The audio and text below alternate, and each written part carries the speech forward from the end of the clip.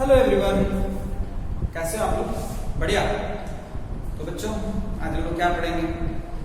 एक पार्ट छूट गया था, थोड़ा सा पढ़ लेते हैं। माइक्रोस्कोप के बारे में थोड़ा जान लेते हैं और पावर ऑफ लेंस के बारे में जान लेते हैं, थोड़ा सा डिस्पर्सन भी जान लेते हैं, स्पेक्ट्रम के बारे में भी थोड़ा सा जान लेते हैं। सब छोटी छोटी बातों को अगर हम क्लियर कर लेते हैं तो ऑलमोस्ट हम चैप्टर कंप्लीट कर लेंगे। इलेक्ट्रोमैग्नेटिक वेव के बारे में मैंने स्टार्टिंग में ही पढ़ा दिया था। तो एक टर्म है जो डिफाइन किया गया, पावर ऑफ लेंस। क्या डिफाइन किया गया सर? Power of lens. ये डिफाइन किया गया 1/f। 1/f, f is what? Focal length with sign.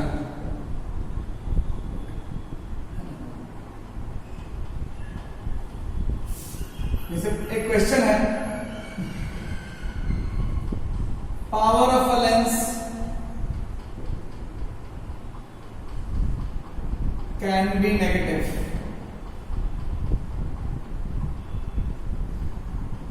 पहला ऑप्शन है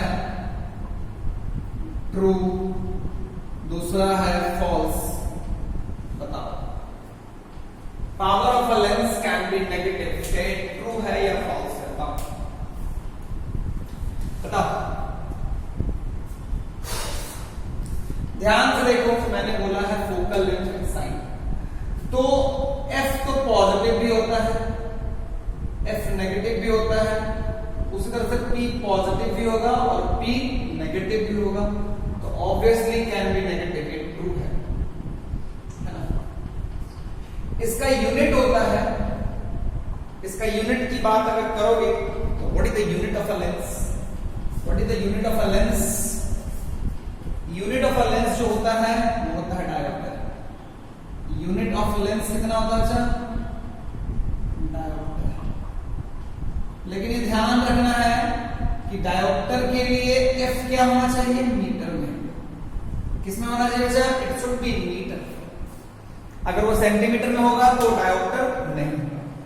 अगर तुम ध्यान से देखोगे तो 1/f क्यों किया गया? मान लो ऐसा एक कॉन्वेक्स लेंस है, अगर मान लो ये इसका फोकल लेंथ जो है 20 सेंटीमीटर है, एक और मैं ले लूं और इसका फोकल लेंथ जो है वो 5 सेंटीमीटर है। यहां पे अगर ध्यान से देखो तो ये पैरेलल रेज को ऐसे पास करा देंगे, बेंड किया।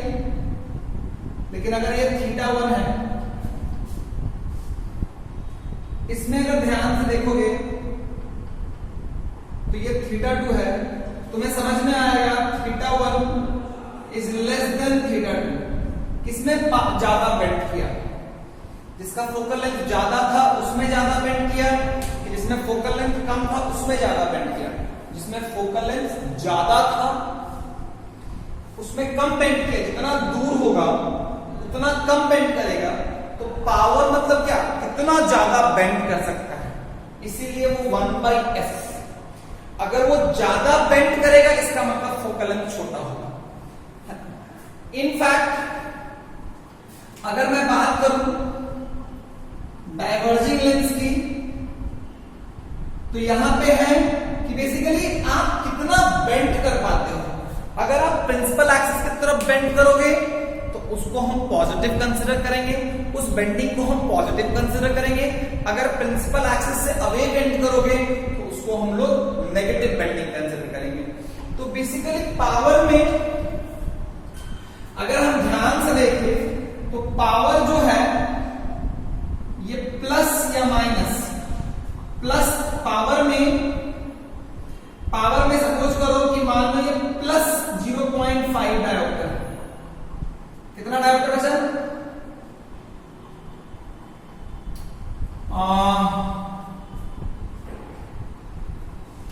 है ना?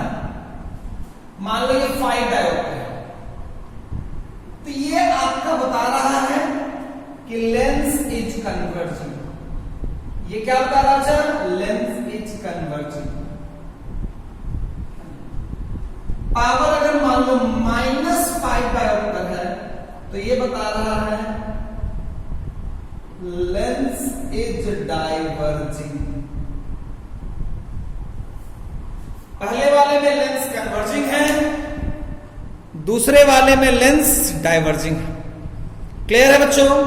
कोई दिक्कत वाली बात नहीं है। और फोकल लेंथ का वैल्यू ज्यादा होगा तो लेंस जो होगा वो कन्वर्जिंग होगा। सॉरी, फोकल लेंथ का वैल्यू ज्यादा होगा तो वो कम पावरफुल लेंस है। फोकल लेंथ का वैल्यू कम होगा तो वो ज्यादा पावरफुल लेंस है। आप समझ भी सकते हो, जितना कम फोकल लेंथ होगा उतना बड़ा बेंडिंग। सपोज करो, मान लो यहां होता तो ये ऐसे जाता, अगर मान लो यहां होता है ना, तुम देख पा रहे हो कि जितना कम फोकल लेंथ है उतना ज्यादा बेंडिंग हो रहा है ना। तो इसीलिए power of a lens is inversely proportional to focal length. कोई प्रॉब्लम नहीं। क्लियर हो गया क्या?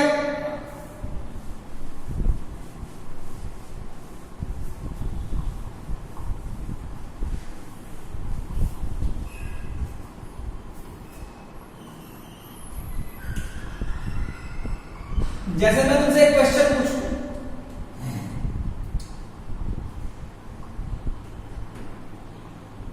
a convex lens having focal length 20 centimeter is how much? 20 centimeter. Its power is, power of lens is how much? पहला 0.5 dioptre, दूसरा minus of 0.5 dioptre, तीसरा plus 0.3 dioptre, D none of these, D none of these. Clear है क्या? कोई problem है क्या? सोच के बताओ। तो आप देखें ये कॉन्वेक्स लेंस था, हाँ, तो F तो हो जाएगा प्लस 20 सेंटीमीटर। हाँ सर, पावर इक्वल टू 1/20। तो ये ध्यान से देखोगे तो ये कितना हो जाएगा?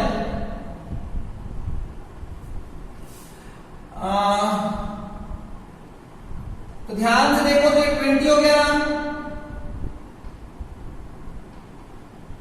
तो ये कितना हो जाएगा? 20 सेंटीमीटर है ना।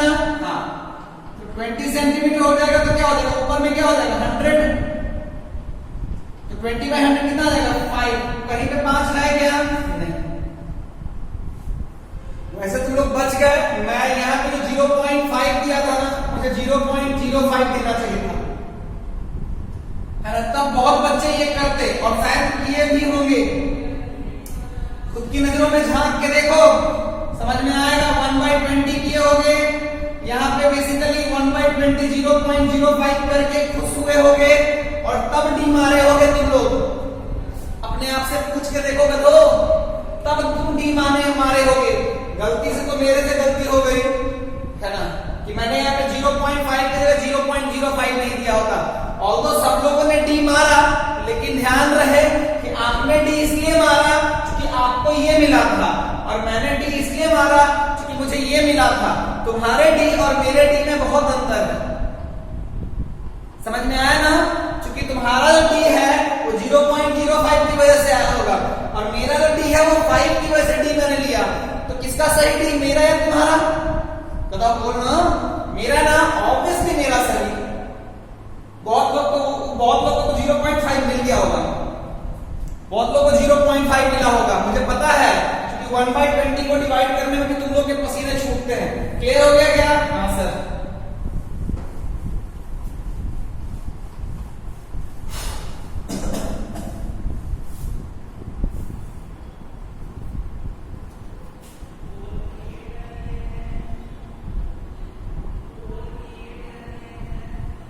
चलो, इसका पावर है 10 डायोप्टर, है ना। Find out its focal length.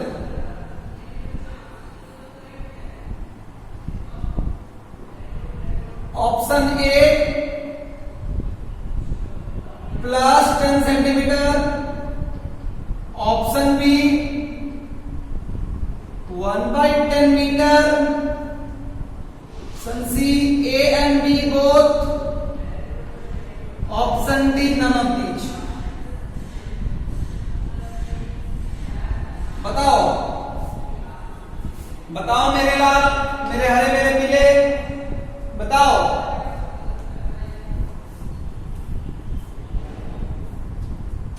ध्यान से देखो, तो पावर है प्लस, तो पावर इक्वल टू क्या होता है 1/f इक्वल टू 10, तो f इक्वल टू 1/10, 1/10 मीटर ना, जो डायरेक्टर था ना, तो this is equal to how much 10 centimetre. Clear है ना बच्चों? हाँ सर। समझ में आया ना बच्चों? हाँ सर। कोई दिक्कत ना बच्चों? ना सर। एक और चीज की बात करते हैं। अगर ध्यान से देखोगे और सुनोगे तो होता क्या है कि हमारी आंखों के साथ दो कंस्ट्रेंट है। अगर मुझे किसी चीज को देखना है, अगर मुझे किसी चीज को देखना है,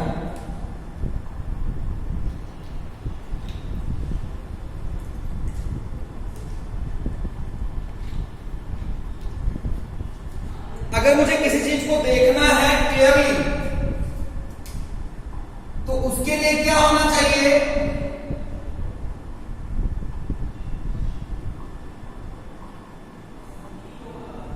कि ये जो ऑब्जेक्ट होना चाहिए, ये मेरी आंखों पे, ये जो थीटा होता है, theta should be greater than 1/60 degree. वो जो ऑब्जेक्ट है वो हमारी आंखों पे, if you want to see an object clearly, ये एक कंस्ट्रेंट है थीटा। वो जो मतलब सपोज करो एक ऑब्जेक्ट, तो वो हमारी आंखों पे ये एंगल सबटेंड करना चाहिए। इसका रीजन है, मतलब अगर ये एंगल बहुत छोटा हो जाएगा ना, तो हम उसको क्लियरली देख नहीं सकते। तो तुम क्या चाहते हो कि जैसे मान लो ये तुम्हारा एक ऑब्जेक्ट है ए, ये बहुत छोटा एंगल होता है लेकिन इससे बड़ा होना चाहिए, लेकिन हम तो बहुत छोटे छोटे ऑब्जेक्ट्स हमारे पास होते हैं, बहुत टाइनी टाइनी ऑब्जेक्ट्स होते हैं। तो अब मेरी बात समझना, theta should be greater than 1/60 degree. अब अगर ध्यान से देखोगे तो एक ऑब्जेक्ट का ये वाला लेंथ क्या होता है, एक ऑब्जेक्ट का ये वाला लेंथ क्या होता है कांस्टेंट। अगर मान लो एक ऑब्जेक्ट है, उसका साइज तो कांस्टेंट है, तो ये वाला एंगल अगर तुम बढ़ाना चाहोगे तो उसको तुम क्या चाहोगे, आंख के पास लाना। तो अगर आंख के पास लाओगे तो एक कंस्ट्रेंट है कि ये जो वैल्यू होना चाहिए, ये d जो होना चाहिए, ये d should be greater than equal to 25 centimetre. तो बड़े ऑब्जेक्ट में तो दिक्कत नहीं है, अगर बड़ा ऑब्जेक्ट होगा तो 25 सेंटीमीटर में भी रखेंगे तो भी जो एंगल होगा वो इस एंगल से बड़ा होगा। ऑल्दो ये बहुत छोटा है, लेकिन मान लो एक बहुत छोटा ऑब्जेक्ट हम ले लें, उसमें क्या होगा, अगर उसको तुम क्लियरली देखना चाहते हो तो तुम उसको आंखों के पास लेके आओगे, आंखों के पास लेके आओगे तो ये वाला क्राइटेरिया फेल हो जाएगा। तो दो दिक्कत है, दो चीज चाहिए कि मेरा theta, angle subtended by the object on the eye should be greater than this. मेरे लिए to see a distinct, to see an object clearly, to see an object clearly, to see an object clearly, पहला है theta should be greater than 1/60 degree.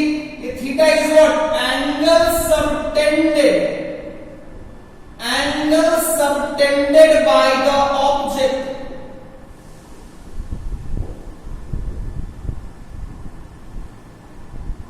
On the eye. B जो है, B जो है, D should be greater than equal to 25 centimetre, है ना। D should be greater than 25 ये दो क्राइटेरिया मैच करना चाहिए। तो बड़े ऑब्जेक्ट को 25 सेंटीमीटर रखने से कोई दिक्कत नहीं होता है, लेकिन छोटे ऑब्जेक्ट को पास लाने में दिक्कत है। पास लाएंगे तो सेकंड वाला क्राइटेरिया वैलिड नहीं रहेगा। तो when we are looking to a tiny object, है ना, what happens, उसका जो एंगल होता है वो इससे छोटा हो जाता है। उसको हमें 25 सेंटीमीटर से पास लाएंगे तो नहीं दिखेगा, और 25 सेंटीमीटर के पास रखेंगे तो एंगल छोटा हो जाएगा, तो दिक्कत है। इसी के लिए हम लोगों ने एक माइक्रोस्कोप, सिंपल माइक्रोस्कोप डिजाइन किया। सिंपल माइक्रोस्कोप का क्या पर्पस है? देखो, हम क्या चाहते हैं? हम चाहते हैं हमारे लिए, हम चाहते हैं ऑब्जेक्ट को क्लियरली देखना। ऑब्जेक्ट को क्लियरली देखना चाहते हो तो एंगल बड़ा करो और d का वैल्यू 25 से दूर रखो। d क्या है? ऑब्जेक्ट एंड आई के बीच का डिस्टेंस। d क्या है सर? ये d क्या है? डिस्टेंस बिटवीन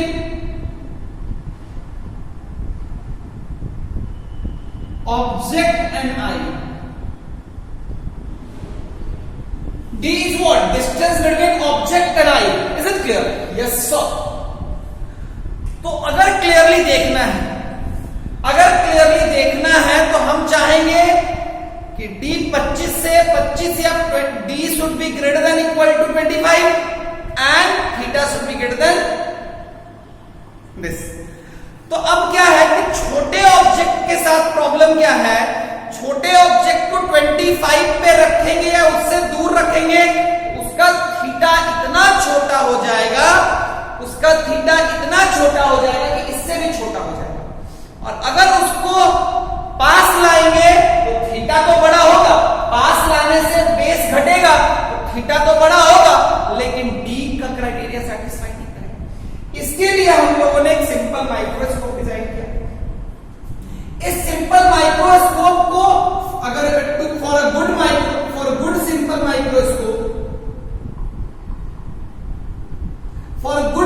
माइक्रोस्कोप,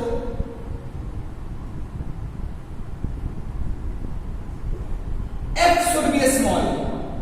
f को जितना छोटा रख सकते हो रखो, f को जितना छोटा रखोगे उतना फायदा। तो हम क्या करते हैं कि मान लो ये माइक्रोस्कोप है, तो for good simple microscope focal length of a convex lens,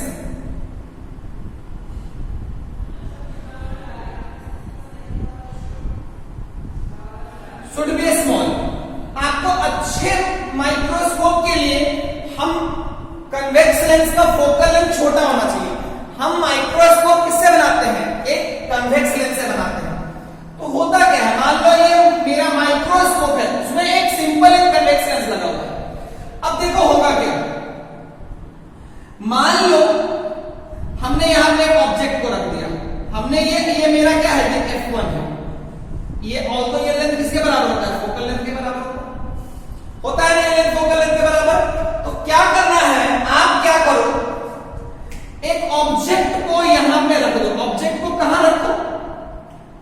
A B. मान लो ये ऑब्जेक्ट बहुत छोटा था, इस ए बी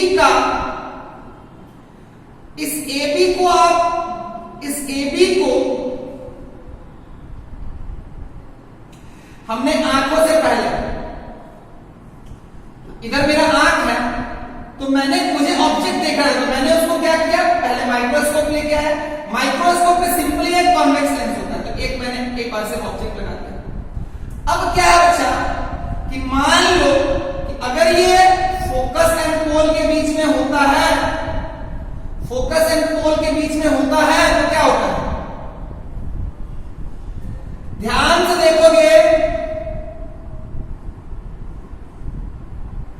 तो रियलिटी में जो रे जा रही है वो तुम्हें बेसिकली यहां से आती हुई नहीं, ये यहां से आती हुई लगेगी। तो जब तुम देख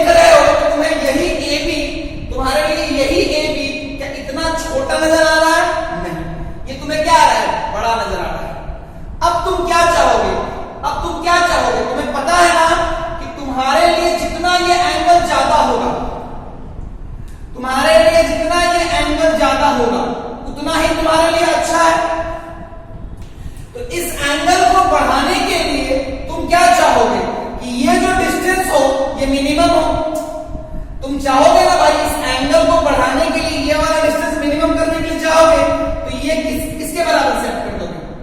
ये d 25 सेंटीमीटर के बराबर से, क्योंकि ये जितना पास, जितना ये छोटा होगा ये मेरा एंगल उतना ही बड़ा बनेगा। तो मैंने क्या किया कि मुझे एक छोटे से ऑब्जेक्ट को देखने के लिए मैंने एक सिंपल माइक्रोस्कोप यूज किया। सिंपल माइक्रोस्कोप में एक कॉन्वेक्स लेंस होता है, तो हम क्या करते हैं उस कॉन्वेक्स लेंस को क्या करते हैं, ऑब्जेक्ट के पास लेके जाते हैं। ऑब्जेक्ट के पास लेके जाते हैं ताकि मेरा ऑब्जेक्ट किसके बीच में आ जाए, फोकस एंड पोल के बीच आ जाए। फोकस एंड पोल के बीच का जो इमेज होता है वो क्या बनता है, वर्चुअल बनता है और डायरेक्ट बनता है। तो मेरे को जब मैं इधर हूं तो मुझे ए भी दिखेगा कि मुझे एडस बीडस भी दिखेगा, तो मुझे एक्चुअली में एडस बीडस दिखेगा। मुझे क्या दिखेगा बच्चा, एडस बीडस दिखेगा। अब मुझे क्या चाहिए, मुझे यहां से दोनों चीज मिल रहा है। मेरा थीटा का वैल्यू बढ़ गया, मेरे लिए थीटा का वैल्यू क्या होगा, मेरे लिए तुम देखोगे तो मेरा ये भी बड़ा हो गया और मेरा डी के बाहर चला गया। मेरे लिए क्या हो गया कि मेरा जो क्राइटेरिया था कि ये जो डिस्टेंस है, ये डिस्टेंस डी से बड़ा होना चाहिए, ये डिस्टेंस 25 सेंटीमीटर से बड़ा या बराबर होना चाहिए। यहां पे मैंने अचीव कर लिया कि मेरा डिस्टेंस 25 सेंटीमीटर से बड़ा होगा या बराबर होगा। मुझे ये एग्जैक्टली मैं डी पे बना दूंगा तो मुझे वो क्लियरली दिखेगा, साथ साथ ये थीटा भी मेरा 1 डिग्री से बड़ा होगा। तो इसका जो मैग्नीफाइंग पावर है वो आता है, मैग्नीफाइंग पावर होता है 1 plus D by F. D जो होता है ये 25 सेंटीमीटर को बोलते हैं, इसको डिस्टिंक्ट विजन बोलते हैं। मैग्नीफाइंग पावर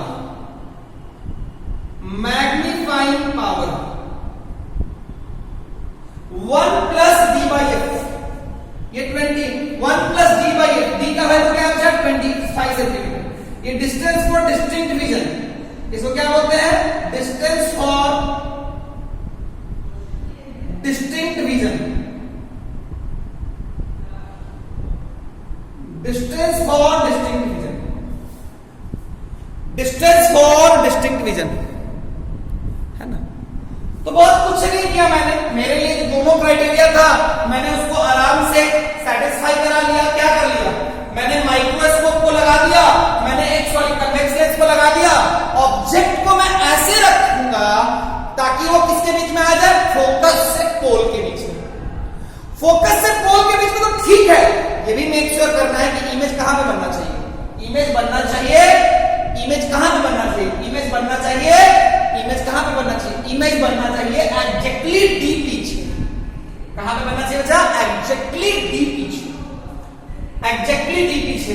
ध्यान से देखो तो मैग्नीफाइंग पावर, ये एफ छोटा होगा तो मैग्नीफाइंग पावर क्या होगा, ज्यादा बड़ा होगा। एफ जितना छोटा होगा मैग्नीफाइंग पावर उतना ज्यादा होगा।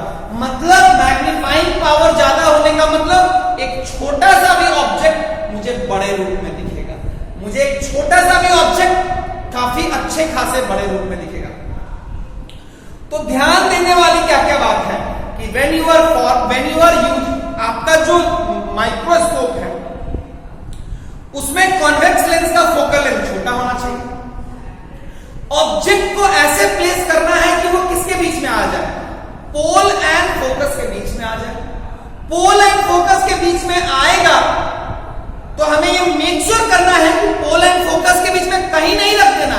उसको कहां रखना है, ताकि उसको कहां रखना है, उसको वहां रखना है, उसको कहां रखना है, उसको वहां रखना है, उसको कहां रखना है, उसको रखना है ताकि उसको ऐसे रखना है ताकि वो जो वर्चुअल इमेज है वो एग्जैक्टली डी पे बने। डी क्या होता है, डी मेरा डिस्टिंक्ट विजन का डिस्टेंस है जो मिनिमम कितना होता है 25 सेंटीमीटर। तो minimum distance of distinct vision को, minimum distance for distinct vision को क्या बोलते हैं 25 centimetre. Minimum distance, minimum distance minimum distance for distinct vision को क्या बोलते हैं? 25 centimetre. Minimum distance for distinct vision किसके बराबर होता है? 25 सेंटीमीटर के बराबर होता है। तो क्या सिंपल माइक्रोस्कोप के बारे में समझ में आ गया? क्या क्या पॉइंट होना चाहिए? उसका फोकल लेंथ छोटा होना चाहिए। सेकंड क्या होना चाहिए? ऑब्जेक्ट कहां रखा होना चाहिए? फोकस एंड पोल के बीच में कैसे रखा होना चाहिए? ऐसे रखा होना चाहिए कि उसका वर्चुअल और इरेक्ट इमेज कहां पे बन जाए? 25 सेंटीमीटर पीछे बन जाए। कहां पे बन जाए बच्चा? 25 सेंटीमीटर पीछे बन जाए। क्या मेरी बात क्लियर हो गई बच्चों? अरे कोई दिक्कत नहीं है? ढंग से मेरी बात समझ में आई ना? हाँ बच्चों, क्लियर है क्या? हाँ sir.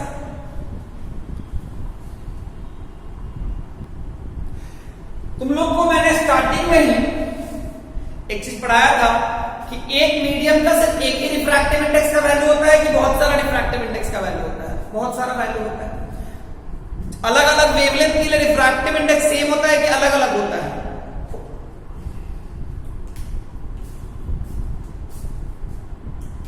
A medium has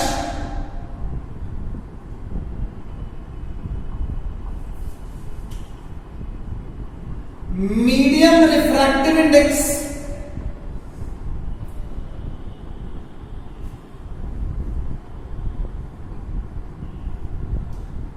depends on medium refractive index depends on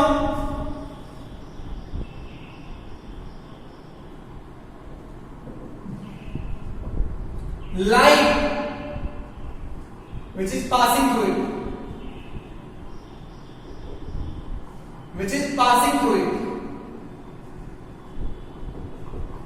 ये पहला ट्रू है, दूसरा फॉल्स है। पहला ट्रू है, दूसरा फॉल्स है। Medium refractive index depends on light which is passing through it. True या फॉल्स? ट्रू या फॉल्स बताओ। याद करो स्टार्टिंग में मैंने बताया था ना कि कौन सा कलर, कौन सा लाइट जा रहा है उस पर डिपेंड करता है। Yes it's true. ये क्या है? ट्रू है। इनफैक्ट ध्यान रखना कि mu is inversely proportional to wavelength. जितना ज्यादा वेवलेंथ होगा, जितना ज्यादा वेवलेंथ होगा, जितना ज्यादा वेवलेंथ होगा उतना ही अच्छा क्या होगा? जितना ज्यादा वेवलेंथ होगा उतना ही रिफ्रैक्टिव इंडेक्स कम होगा। जितना कम वेवलेंथ होगा उतना ही रिफ्रैक्टिव इंडेक्स ज्यादा होगा। क्या मेरी बात क्लियर है क्या? याद करो इसको, याद करो इसको विद योर। इधर से इधर जाने पे क्या होगा? लैम्डा क्या होता है? बढ़ता है। इधर से इधर जाने पे लैम्डा बढ़ेगा तो इधर से इधर जाने पे म्यू का वैल्यू क्या होगा? घटेगा। इधर से इधर जाओगे तो लैम्डा बढ़ेगा, रिफ्रैक्टिव इंडेक्स का वैल्यू घटेगा। रिफ्रैक्टिव इंडेक्स तुम्हारे लिए मतलब अगर मान लो कि मान लो ये वाटर है, यहां पे मान लो ये रेड आई, मान लो ये कौन है बच्चा? मान लो ये रेड कलर की लाइट है, सपोज करो 30 डिग्री, और मान लो ब्लू कलर की लाइट है 30। ये तो ठीक है, लेकिन अब बताओ कि मान लो ये एयर था, वैक्यूम है, वैक्यूम है,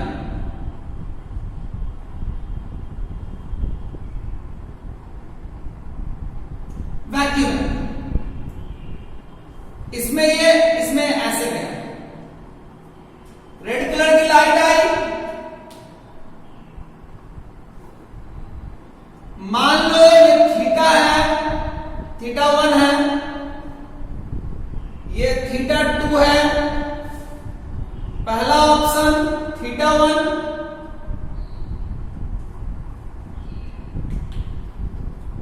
तुम लोग बोलेगा ब्लू रेड कैसे हो गया सर? तुम लोग को भरोसा थोड़ी है।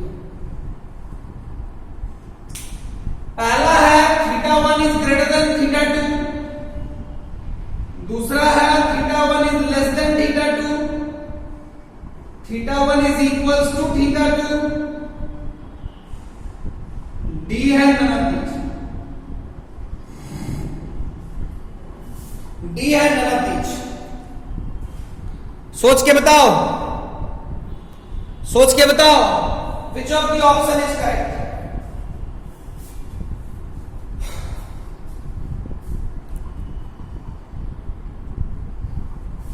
ध्यान से देखोगे तो देखो ये रेड है, ये वॉयलेट है, सॉरी रेड है और ब्लू है।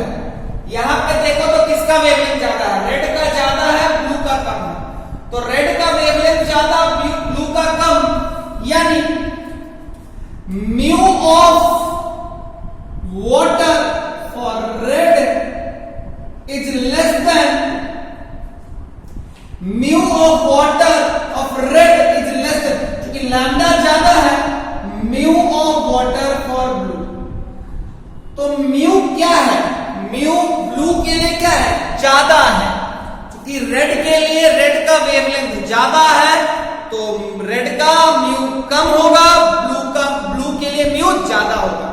रेड का वेवलेंथ ज्यादा है, इसीलिए रेड का वेवलेंथ ज्यादा है, इसीलिए वाटर का रिफ्रैक्टिव इंडेक्स रेड के लिए कम होगा, ब्लू के लिए ज्यादा होगा। तो जितना डेंसर उतना नॉर्मल के पास, जितना डेंसर उतना नॉर्मल के पास। तो कौन ज्यादा डेंसर है, रेड के लिए वाटर रेड के लिए डेंसर ज्यादा है कि ब्लू के लिए ज्यादा डेंसर है, ब्लू के लिए ज्यादा डेंसर है। ब्लू के लिए ज्यादा डेंसर होने का मतलब उतना नॉर्मल से पास, इसका मतलब theta 2 will be less than theta 1, यानी विच of the option is correct,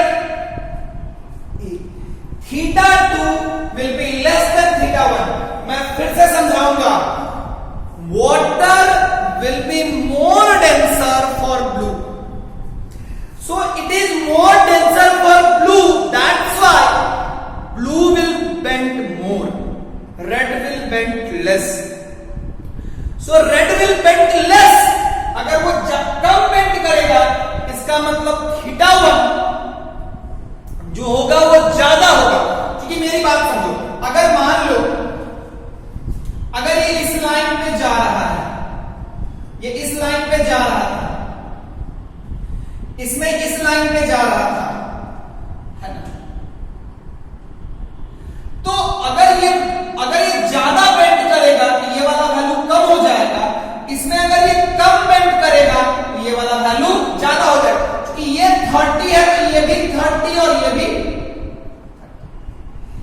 30 है, ये भी 30, लेकिन इसमें बेंड ज्यादा हुआ, इसमें बेंड कम हुआ। क्या मेरी बात क्लियर हो गई बच्चा? इसीलिए रेड जो होगा, रेड का जो एंगल होगा वो बड़ा होगा ब्लू के एंगल से।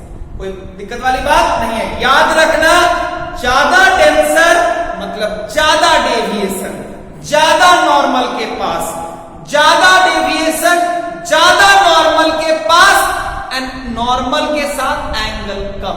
नॉर्मल के पास ज्यादा तो नॉर्मल के साथ एंगल कम। कंफ्यूज नहीं होना। क्लियर है क्या? तो तुम्हें समझ में आया ना कि रियलिटी में कैसे सोचना है, कैसे सोचना है। अब अगर ध्यान से देखो तो मैं तुम्हें एक बात बोलता हूं कि ये मान लो वैक्यूम है, मान लो ये वैक्यूम है और इधर वाटर है। समझना मेरी बात। इस पे व्हाइट लाइट आ रही है। व्हाइट लाइट का मतलब इसमें एक कलर है या 7 कलर है? व्हाइट लाइट का मतलब इसमें एक कलर है कि 7 कलर है? व्हाइट लाइट का मतलब इसमें एक कलर है कि 7 कलर है? 7 कलर। उसी लाइन पे 7 कलर आ रही है, इसी लाइन पे रेड भी आया सब, इसलिए मुझे वो कंप्लीट व्हाइट लाइट। बोलोगे सर क्या व्हाइट लाइट है और ब्लैक से बना रहे? ठीक है, सारी की सारी लाइट उसी लाइन पे आ रही है। अब बताओ, जब ये लाइट स्ट्राइक की, जब ये लाइट स्ट्राइक की तो ये तो वाटर हो गया भाई, हाँ ये वाटर हो गया भाई, हाँ क्या ये डेंसर सिर्फ सबके लिए है ना, हाँ लेकिन सबसे ज्यादा किसके लिए डेंसर, ध्यान से देख, इसको मैं वापस लिखता हूं विद जियोलॉजी।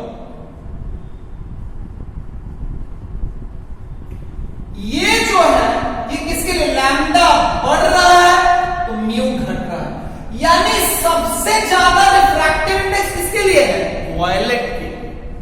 तो वॉयलेट के लिए सबसे ज्यादा डेंसर, तो सबसे ज्यादा बेंड, सबसे ज्यादा अगर बेंड करेगा तो क्या होगा, सबसे ज्यादा बेंड करेगा यानी नॉर्मल के पास सबसे यही है ना, सारा बेंड किया, सब बेंड किया,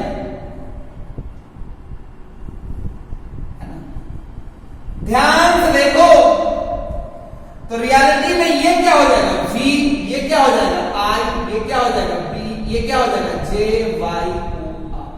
क्या रेड बेंड किया कि नहीं किया, किया सर, ज्यादा किया कम किया, कम किया, क्यों कम किया, वेवलेंथ कम है सर, वेवलेंथ वेवलेंथ ज्यादा है सर, वेवलेंथ ज्यादा है इसलिए म्यू कम है सर, म्यू कम है। मैं नहीं बोल रहा हूं कि वाटर डेंसर नहीं है, वाटर डेंसर है, लेकिन किसके लिए ज्यादा डेंसर है, रेड के लिए या वॉयलेट के लिए, रेड के लिए कम डेंसर है, वॉयलेट के लिए ज्यादा, वॉयलेट के लिए ज्यादा होगा तो ज्यादा बेंड तो नॉर्मल के पास आ जाएगा। तो इस तरह से ये पूरी की पूरी व्हाइट लाइट 7 कलर में टूट गई, और इसी फेनोमेनन को हम लोग क्या बोलते हैं, डिस्पर्सन। डिस्पर्सन मेरे ख्याल से इसे डबल एस होना चाहिए, I am not sure dispersion में डबल एस होता है या एस होता है, शायद ऐसे होता है। तो डिस्पर्सन है क्या, डिस्पर्सन है क्या, when a white light strikes the boundary of two medium, then it breaks down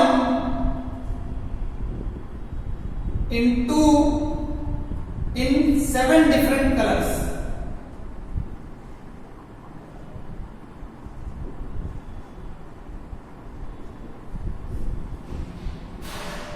Seven different colors. This phenomenon is called as dispersion. This phenomenon is called as dispersion. It happens because the refractive index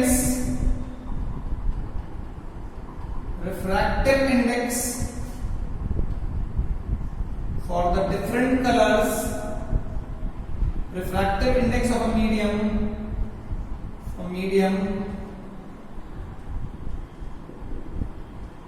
is different for different colors.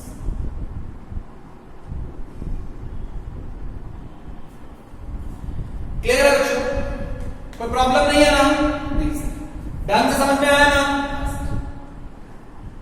Although 10th class में बच्चों को ऐसा लगता है कि dispersion हमेशा prism में ही होता है, ऐसा कोई जरूरी नहीं है। देखो मैंने यहाँ पे वैक्यूम और वाटर लिया, तब भी वो टूटेगा। यहाँ पे सब एक ही पाथ पे आ रहा, यहाँ पे क्या हो गया, सारे का पाथ सेम है कि अलग अलग है, सारे का पाथ अलग अलग है, वो अपने 7 डिफरेंट टर्म्स में टूट गया। इसी फेनोमेनन को हम लोग डिस्पर्सन बोलते हैं। क्या बोलते हैं बच्चा, डिस्पर्सन। क्या मेरी बात क्लियर हो गई क्या, हाँ सर। चलो इसको प्रिज्म के साथ जोड़ के तुम्हें दिखा, प्रिज्म के साथ जोड़ के दिखा, या उसके पहले एक क्वेश्चन बनाओ।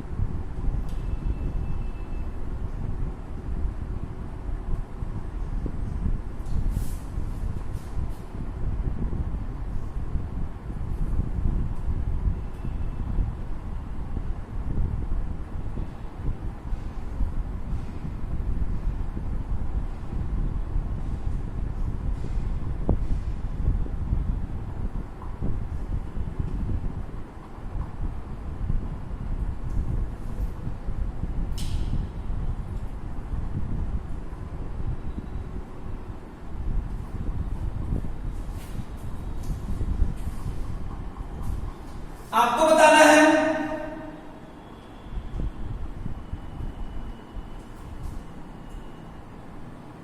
वन।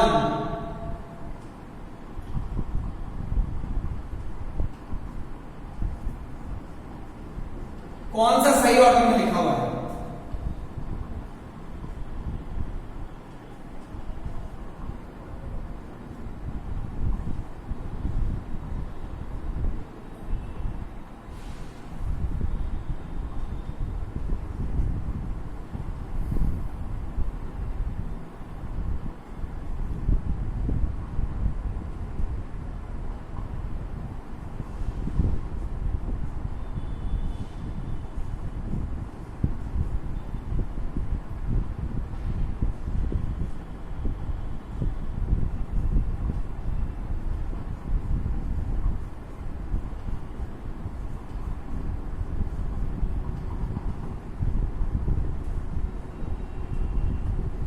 यहां पे 90 में स्ट्राइक है, 3 कलर्स की रेड येलो ग्रीन आ रही है।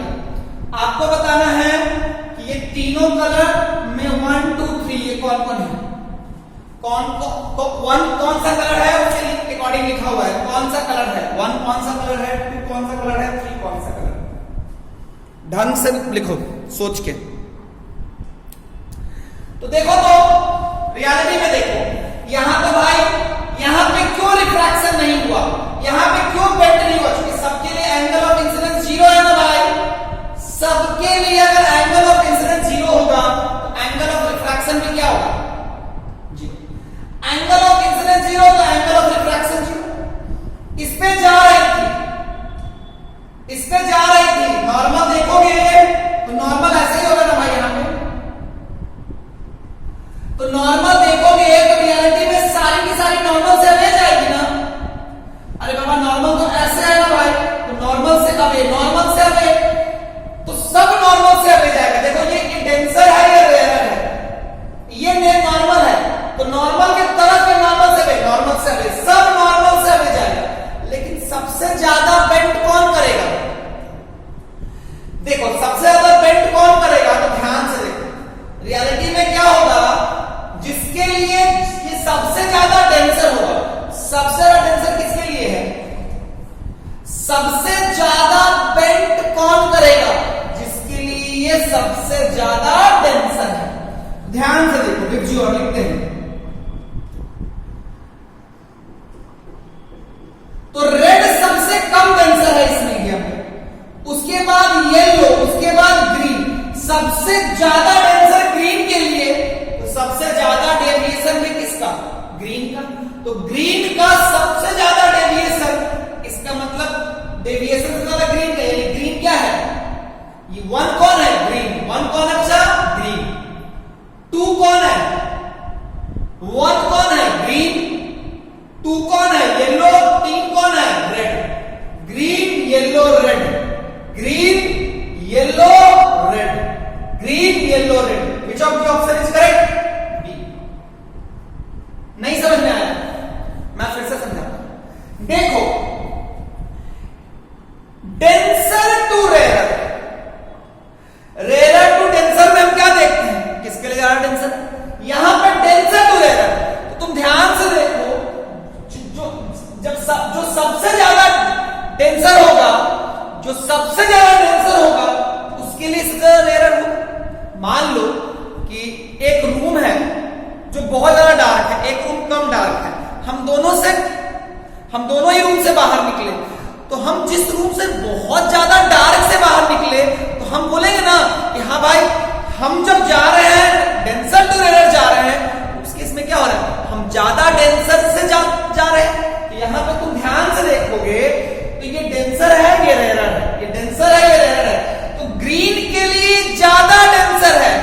डेविएशन भी ग्रीन का ज्यादा, तो ज्यादा का मतलब 1 ग्रीन, उसके बाद किसके लिए ज्यादा डेविएशन, उसके बाद किसके लिए ज्यादा डेविएशन, उसके बाद येलो के लिए ज्यादा डेविएशन है, तो येलो एंड थर्ड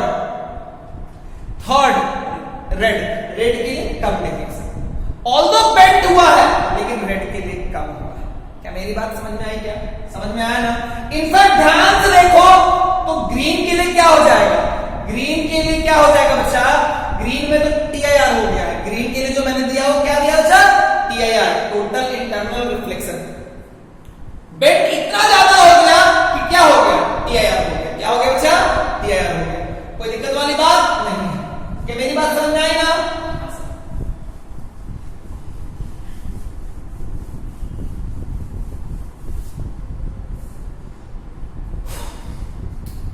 और ध्यान से देखोगे तो मान लो ऐसा एक प्रिज्म, काफी कॉमन सा एग्जांपल है, एक रे आया ऐसे, व्हाइट लाइट आया,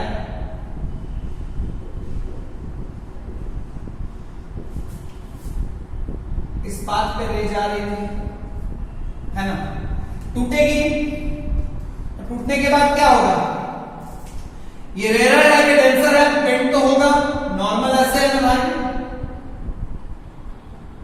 नॉर्मल तो ऐसे है ना, तो सब कोई नॉर्मल की तरफ आएगा, लेकिन सबसे ज्यादा कौन जाएगा, सबसे कम आएगा रेड, सबसे ज्यादा कौन आएगा, violet.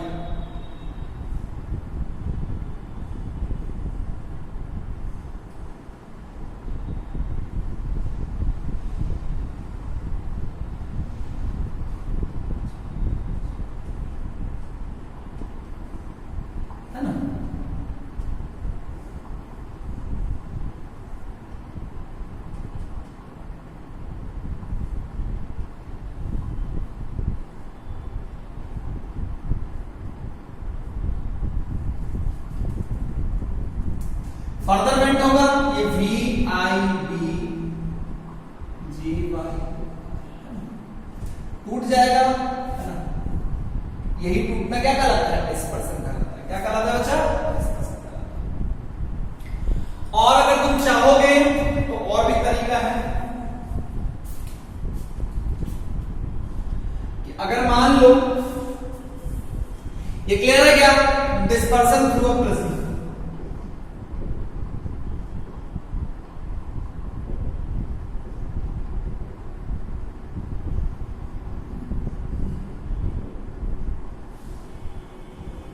Dispersion through a prism, dispersion through a prism. Newton साहब एक एक्सपेरिमेंट भी किए थे,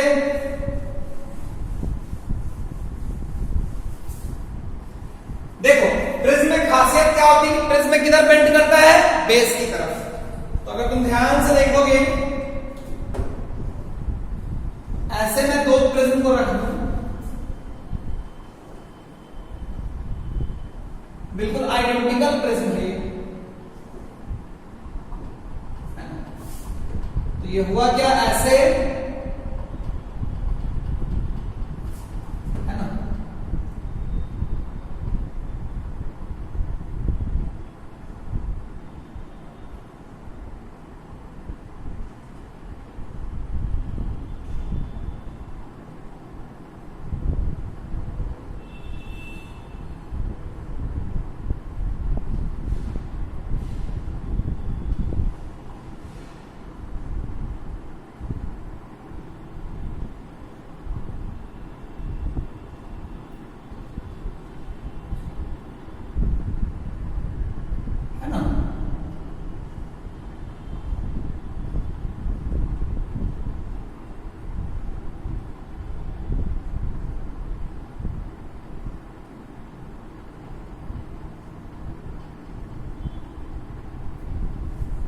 है ना,